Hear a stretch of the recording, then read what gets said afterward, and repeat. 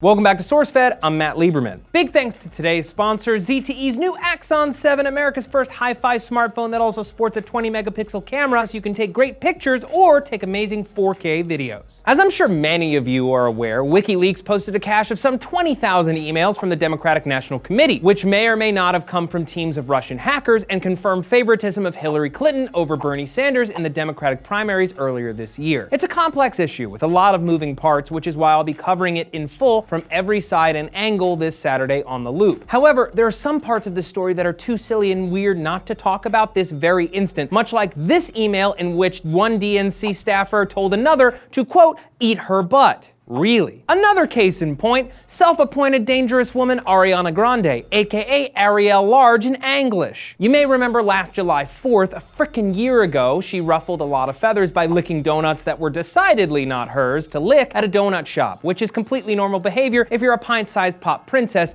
and then upon seeing a tray of fresh donuts being brought out of the shop's kitchen, she remarked, "I hate America," on Independence Day. Which you just can't do, Ariana. You ever heard of the Dixie Chicks? It's just not smart. Can't do that. So, what does this absurdly trivial moment in time have to do with one of the grandeest leaks in American history? Well, on September 10th, the Deputy Compliance Director of the DNC wrote an email that basically said that the DNC would have one less problem without having Ariana Grande perform at the 2015 White House Gala, citing how, quote, Republican congressmen used this video and said it was a double standard that liberals were not upset with her like they are with Trump, who criticized Mexicans. Basically, Ariana broke free of her opportunity to perform for the president, and if this email chain proves anything, it's, well, what does it prove? I guess that the DNC is paranoid about bad press. They're really pro-donut. It can't be that they're afraid of looking like hypocrites because they can't seem to go one day without making themselves look like enormous hypocrites. But, you know, we'll get into that on Saturday. So now I want to hear from you. How do you feel about this email? How do you feel about the one where the girl asked him to eat her butt? Do you think that these emails